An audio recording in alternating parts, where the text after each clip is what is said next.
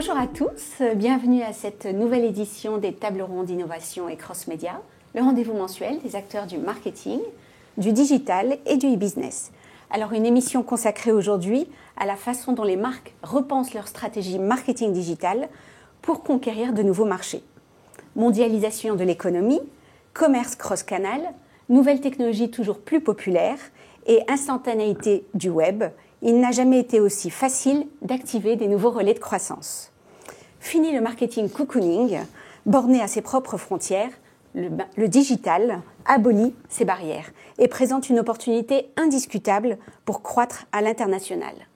Alors, comment transformer son marketing et son e-commerce et répondre parfaitement à ces enjeux tout en s'adaptant aux spécificités locales?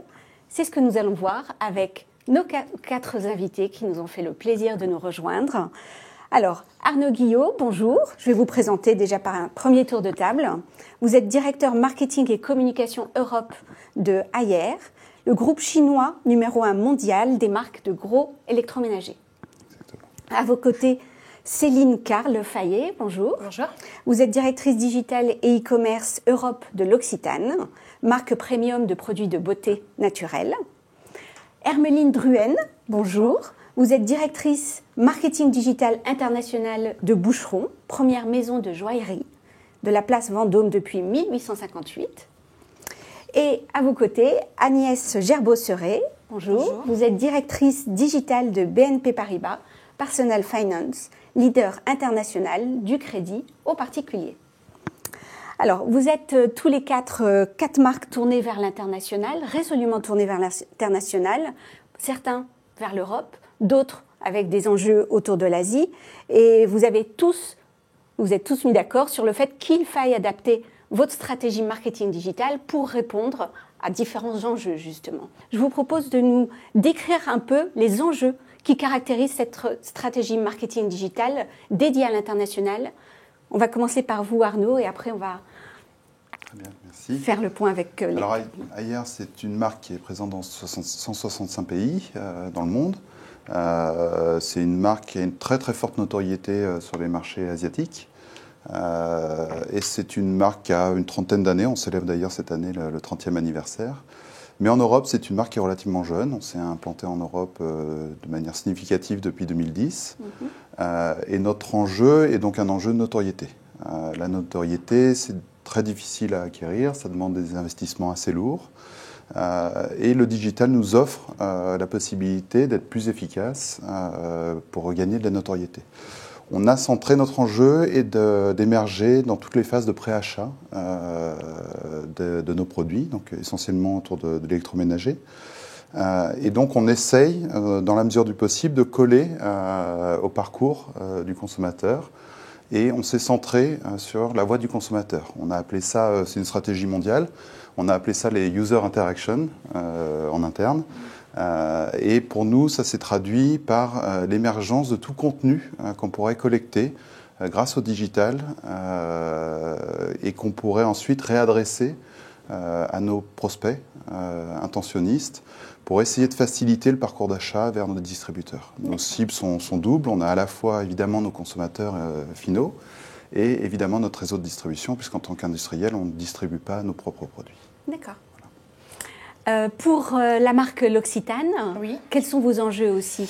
Alors, les enjeux dans la direction e-commerce, c'est bien sûr d'abord de développer les ventes en ligne, hein, la première chose, mais pas que, puisque maintenant on raisonne pas d'un côté e-commerce et de l'autre les boutiques, on est vraiment sur des dispositifs multicanaux. Et l'idée, c'est de développer la notoriété de la marque sur tout le digital, donc en utilisant des dispositifs 360 et de plus en plus de dispositifs cross-canaux. Donc l'idée, c'est vraiment de toucher l'internaute où qu'il soit sur le web, qui passe devant une boutique, qui soit sur son mobile, et de développer vraiment les ventes au global. Le phénomène Web to Store est de plus en plus fort, donc on voit bien que le réseau aussi attend du digital, voilà, de la visibilité, de la notoriété pour la marque. Et au final, quand on fait des dispositifs digitaux, c'est vraiment toute la marque qui en profite. Donc ici, dans la direction e-commerce et digital, on gère vraiment les ventes, on essaye de développer le business en fait au global de la marque L'Occitane. D'accord, alors vous nous direz comment ça fonctionne.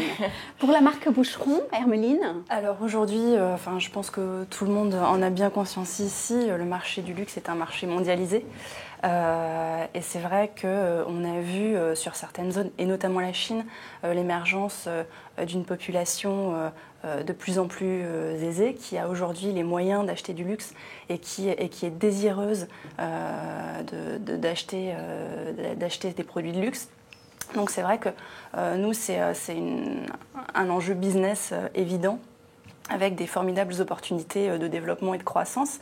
Et la Chine est un marché très particulier puisqu'en fait l'acheteur de luxe est beaucoup plus jeune qu'en Europe. On va dire qu'à 70%, l'acheteur du luxe a moins de 45 ans. Donc on s'adresse de fait à une population qui est beaucoup plus digitalisée et qui en tout cas dans ses usages, le marché chinois fait aussi que de toute façon c'est une population plus digitale. Le digital est un espace de liberté et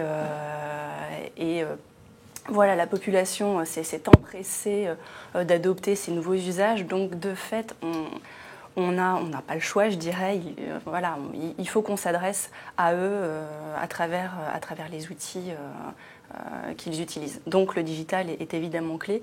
Et aujourd'hui, ça fait des années qu'on essaie d'évangéliser sur l'Europe, sur la France, sur les marchés plus traditionnels. Et c'est vrai que finalement, avec la Chine, ça a été un peu le moteur de la digitalisation de l'entreprise. Parfait. Et alors pour vous, Agnès, pour BNP Paribas Personal Finance? Je vous propose peut-être de dire 2 mots sur BNP Paribas Personal Finance avant de parler des enjeux. Oui, tout à fait, parce qu'on connaît la marque CTLM si on parle du marché français. Voilà. Là, on s'oriente plus à l'international. Je vous laisse. Donc, nous sommes 20 000 collaborateurs présents dans une trentaine de pays. Et pour donner une idée de la taille de BNP Paribas Personal Finance, nous représentons à peu près 13% du produit net bancaire du groupe BNP Paribas. Et depuis 60 ans maintenant, nous accompagnons nos partenaires distributeurs pour leur permettre d'offrir des solutions de paiement et de financement dans leur parcours d'achat. Nous avons fêté nos 60 ans l'année dernière et nous fêtons nos 30 ans en Italie cette année. Par ailleurs, nous proposons donc au travers de nos propres marques, CTLM la plus connue dans à peu près 11 pays, également Fine Domestique en Italie, des offres de crédit aux particuliers et aussi plus récemment de l'assurance et de l'épargne.